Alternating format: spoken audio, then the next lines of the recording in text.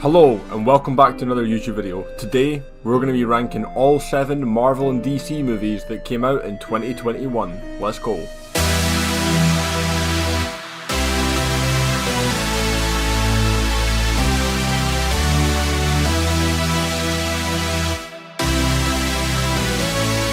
That's right, you heard from the intro there, we are going to be ranking all 7 Marvel and DC movies that came out in 2021. It was an unbelievable year for superhero movies, and I cannot wait to jump into this and give my reasons for why I thought some were better than others. As always with these kind of videos, this is completely subjective. This is my ranking, it is not your ranking. If you disagree, that's completely fine. Leave it in the comments if you do. I'll say it again, this is my ranking, not the correct ranking. With that being said, let's jump straight into the last spot at number 7, and at number 7 we have Black Widow. Now Black Widow, the best way I can describe it for me, just felt out of place. It just felt like it shouldn't have released this year. On top of that we had Dreykov, who was just a coward and a really uninteresting villain that I didn't care about, and we had Taskmaster, who in the comics is a very cool villain, was hyped up a lot in the promo and the trailer, and then turned out to be basically just a mute person that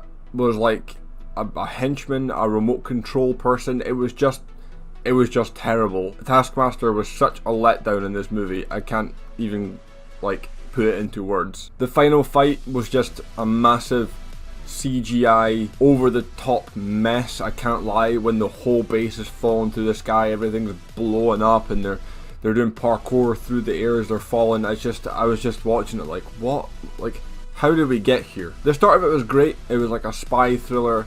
I enjoyed that, but it should have stayed like that the whole way throughout the movie. They tried to do way too much and make it way too grand scale when it should have been a much smaller project. The only redeeming factors of this movie for me were Yelena Belova by Florence Pugh and David Harbour playing the Red Guardian Alexei. Especially the Red Guardian for me was by far my favourite character.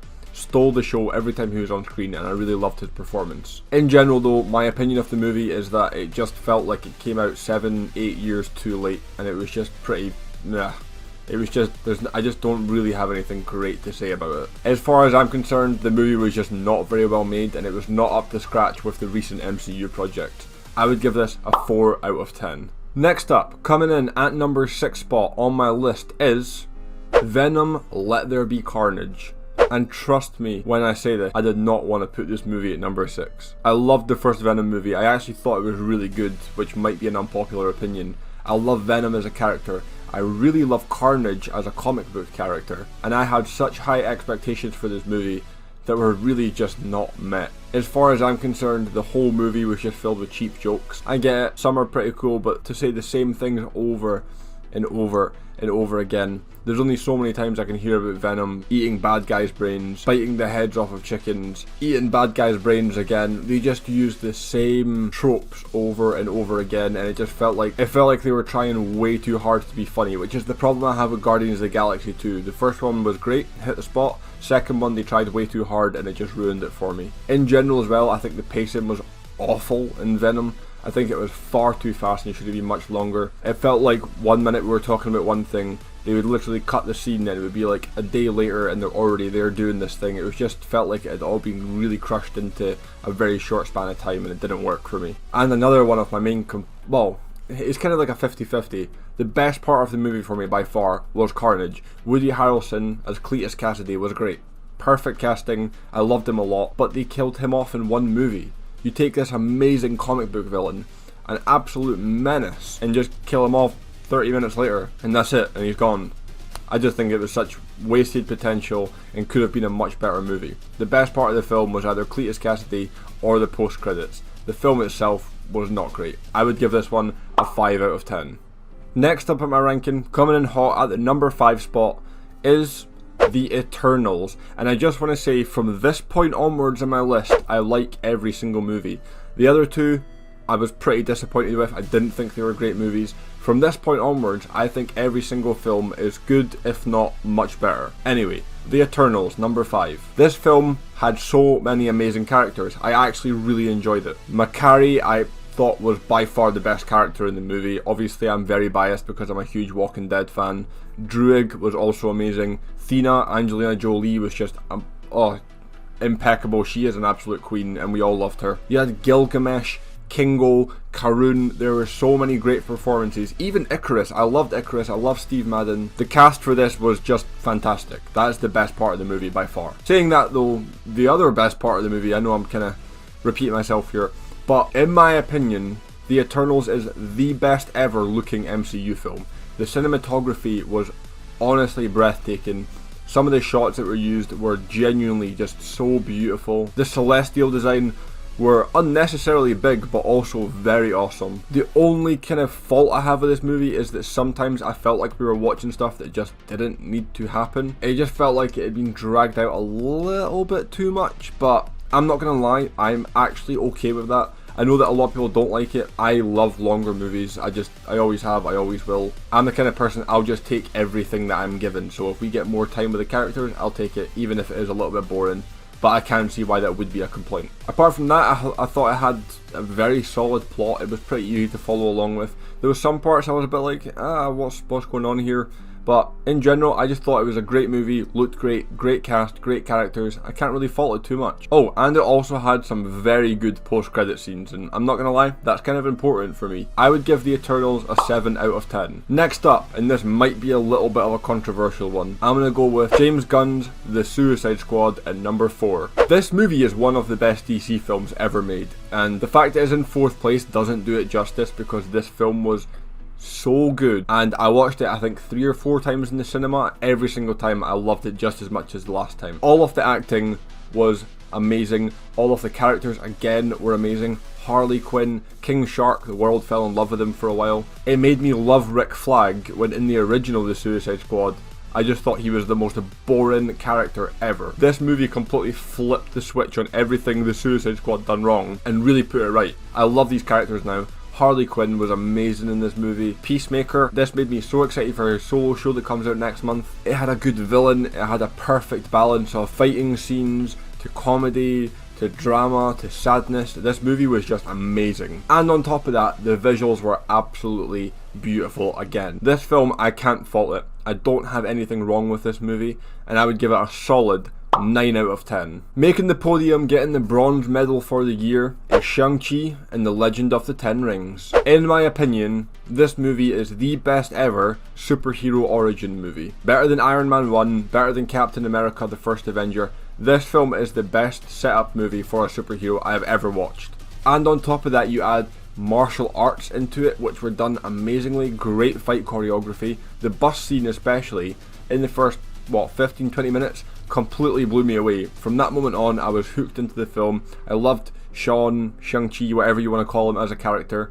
Katie was also very enjoyable, a nice balance of comedy to actually helping the plot. And I feel like I'm repeating myself again, but this year really just upped the game. The visuals in this movie, the locations, the CGI, the cinematography, everything about the way this film looked was amazing. The dragons at the end were absolutely beautiful. Tao Lo in general, I would move there if I could after seeing that movie. The villain, finally we had a great villain, motivated by family, but also fighting against his family. It was a great dynamic to see dad versus son. We've seen it in movies before like Star Wars and stuff, but this movie done it amazing as well. I really cannot wait to see more of Shang-Chi in the MCU, and this was by far one of my favourite films of the whole year.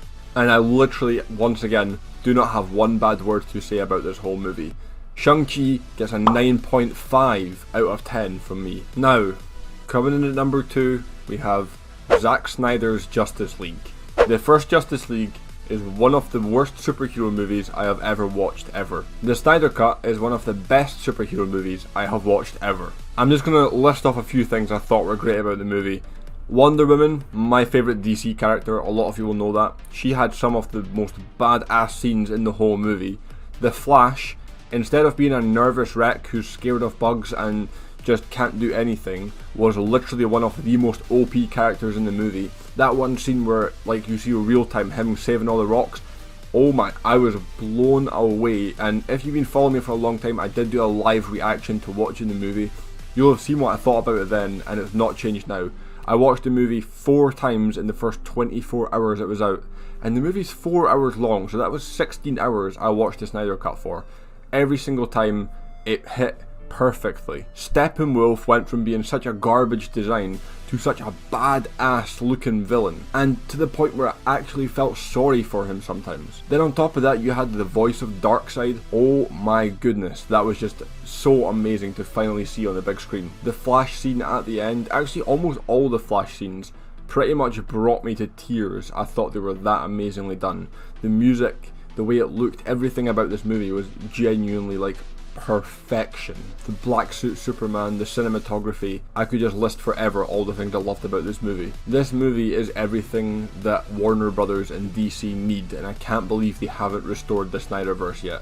This is by far my favourite DC film ever. That might change next year with Black Adam, The Flash and The Batman coming out, but as far as I'm concerned right now, with 2 of my favourite characters, The Flash and Wonder Woman, being portrayed so well in this movie, at the moment this is my favourite DC movie of all time, equal with, if not just above, The Dark Knight. I would give Zack Snyder's Justice League, and I don't say this lightly, literally 10 out of 10. It was beautiful to watch. One of the best movies I've ever seen in my whole life. However, as expected, coming in at the number 1 spot, the best Marvel / DC movie of the whole year, Spider-Man No Way Home. What do you even say about this movie? What words can I say that will describe what this movie means to me, how it made me feel, and how much I loved it? I have already done a full review that's like 15 minutes long or whatever about everything to do with this movie, so go and check that out if you want to see exactly what I think, because this is just going to be like a brief little minute or so. But when I tell you that